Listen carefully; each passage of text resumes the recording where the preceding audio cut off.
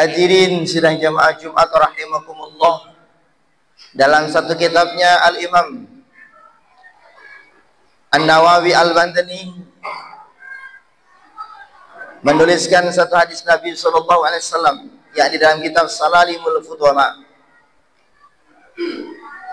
Nabi SAW pernah bersabda, khalaqallahu ad-dunya lil ibrah la lil imarah. Yang pertama, sampai Rasulullah SAW sabdakan bahwa Allah Subhanahu wa Ta'ala, termasuk tujuan dari Allah Ta'ala menciptakan dunia ini adalah untuk lil ibrah la lil imarah, untuk mengambil pelajaran, bukan hanya untuk diramai-ramaikan. Apa yang hendak dipelajari, apa yang hendak diambil pelajaran pada dunia ini. Berapa banyak hadirin yang mulia orang yang pernah hadir di dunia ini, yang mereka pernah lahir kemudian meninggalkannya. Berapa banyak orang-orang hebat, orang-orang jenius, para pakar, para ahli, semuanya sudah pernah Allah lahirkan. Bahkan orang-orang suci, orang-orang yang mulia, orang yang tinggi derajatnya pun sudah lahir di dunia ini.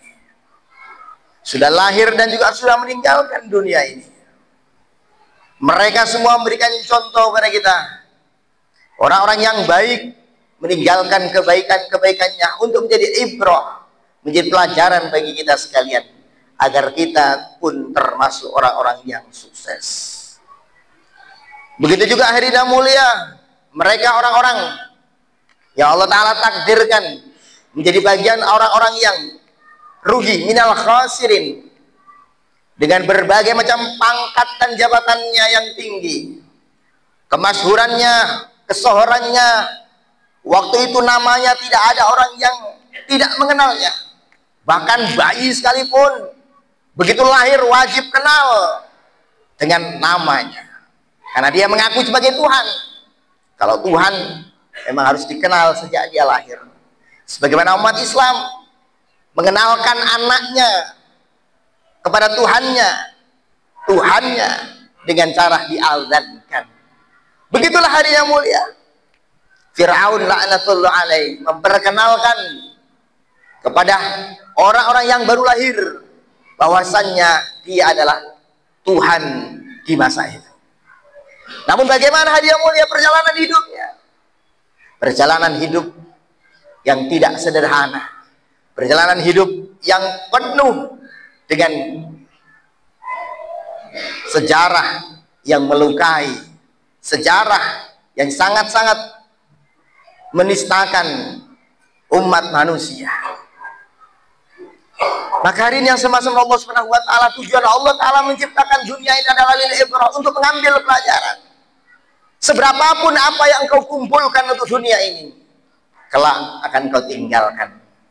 Seberapa cintanya pun kau kepada seseorang, hari ini satu saat orang yang kau cintai akan kau tinggalkan.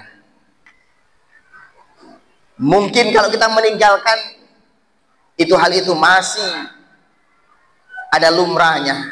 Tetapi yang lebih sedih hari yang mulia, orang yang kita cintai justru malah meninggalkan kita duluan.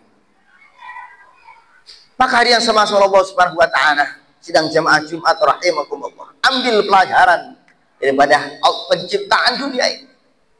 Berapa banyak orang yang hebat, jenius, pakar, para ahli yang telah membangun dunia ini dengan kemegahan-kemegahannya, yang gedung mencangkar langit, menara-menara yang menjulang tinggi, museum-museum yang hebat, yang besar. Apakah mereka masih kekal? Apakah mereka masih bisa menikmatinya? Tidak, hadirin yang mulia. Dunia ini mau tak mau mereka tinggalkan. Dunia yang mereka sudah bangun dari tembok yang emas, dari emas permata, tembok yang anti peluru, anti bom sekalipun, tidak akan pernah bisa mencegah mereka untuk kembali kepada Allah Subhanahu wa Ta'ala. Oleh karenanya, al-ibrah, khalaqallahu ad-dunya lil ibrah. Allah ciptakan untuk ambil pelajaran. Kita yang hari ini sudah berumur 40, 50, bahkan sudah berada di kepala 6, maka sudah saatnya hari yang mulia untuk memikirkan bekal apa yang terbaik yang akan kupersembahkan menuju pada Allah Subhanahu wa ta'ala. Bukan sebaliknya, lil imarah, untuk sibuk memakmurkan daripada dunia ini, ya sibuk membangun apapun untuk kesejahteraan daripada manusia. Padahal hakikatnya dunia ini setelah Allah Ta'ala ciptakan adalah untuk dihancurkan. Hakikat dunia ini setelah Allah ciptakan adalah untuk dihancurkan. Seberapa kuat, seberapa bagus kita membangunnya, kelak suatu hari, satu masa, mau tak mau, rela tak rela, suka tak suka, dunia ini akan Allah Ta'ala hancurkan. Bahkan hari ini beberapa waktu yang lalu pun kita sudah menyaksikan bagaimana Allah Ta'ala mengirimkan anginnya, angin Sahara, yang kecepatannya mencapai 125 km per jam, akan menghancurkan setiap yang dia lewati. Subhanallah. Lanjutannya hari yang mulia, hadis itu mengatakan bahwa wa khalaqal umra lil ibadah la litana'um. Allah Ta'ala menciptakan umur adalah untuk ibadah, bukan untuk sekedar bersenang-senang. Sesuai dengan firman Allah Subhanahu wa ta'ala, wa ma khalaqtul jinna wal insa illa liya'budun. Tidak aku ciptakan jin dan manusia kecuali hanya untuk beribadah kepadaku. Maknanya hari ini yang mulia, ibadah kepada Allah Ta'ala adalah merupakan tujuan, bukan sekedar keperluan. Bagaimana kita meletakkan ibadah kepada Allah sebagai tujuan, sehingga apapun yang menghalangi tujuan kita akan kita singkirkan. Ketika ada sesuatu yang menghalangi mencapai tujuan kita, apapun itu, dari sisi anak, dari sisi istri, dari sisi keluarga, dari sisi pekerjaan, segeralah tinggalkan. Karena hal itu bukanlah tujuan. Yang tujuan kita ciptakan adalah untuk ibadah kepada Allah. Maka orang yang cerdas, bagaimana dia mensukseskan tujuannya? Orang yang pandai, dia akan membelakangkan keperluan-keperluannya, karena memang keperluan hanyalah sebatas keperluan. Sampai kapanpun yang namanya keperluan, bagaimana kita letakkan dalam posisi ia menjadi sebuah keperluan, bukan sebagai maksud dan tujuan. La litadaum, bukan untuk dinikmat-nikmati, bukan hanya untuk disenang-senangi, dihabiskan umurnya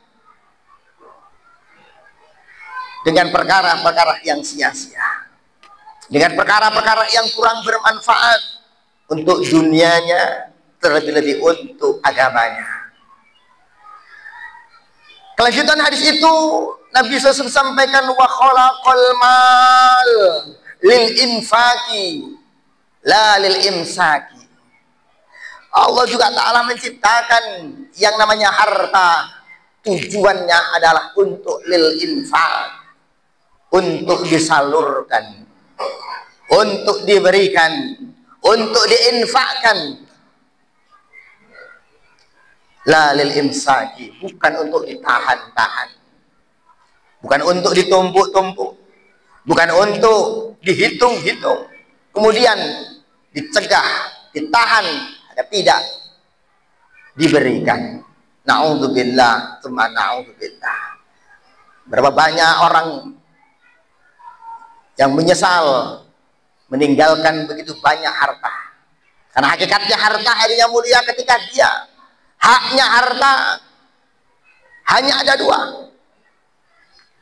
Ketika dia didapatkan dengan cara yang halal, maka haknya adalah untuk dihisab. Sebaliknya ketika ia didapatkan dengan cara yang tidak halal, maka haknya adalah untuk diazab, dihisab. diadab, untuk dihisab. Oleh karenanya hari yang mulia, berapapun banyak harta yang kita miliki, tidak patut sama sekali untuk kita bangga-banggakan.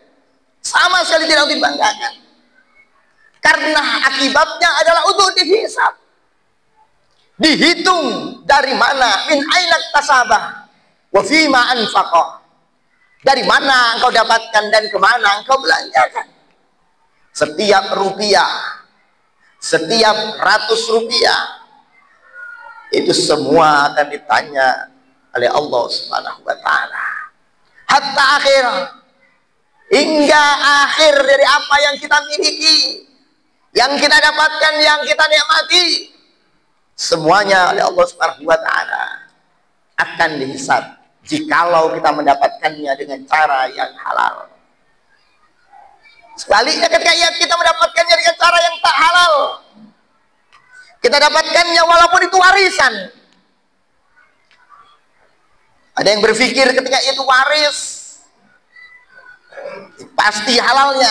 Tidak demikian hadirin yang mulia. Berapa banyak orang yang keliru menerapkan hukum waris, hukum faraid, akhirnya tanpa dia sadari dia memakan harta orang lain atau harta keluarganya, harta familinya, harta daripada keluarganya. Ini tanpa disadari. Dan hal itu ia berikan kepada anak dan istrinya. Ia makan juga. Maka sidang jemaah Jumat rahimakumullah, lembar yang mulia ini, kita periksa kembali apa sebenarnya. Betul tak warisan itu halal? Betul tak warisan yang kita dapatkan sempurna memang milik kita? Atau mungkin ada hak-hak orang lain lagi?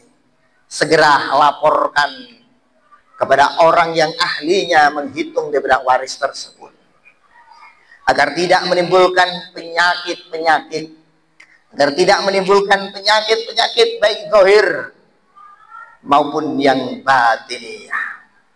Dan yang terakhir,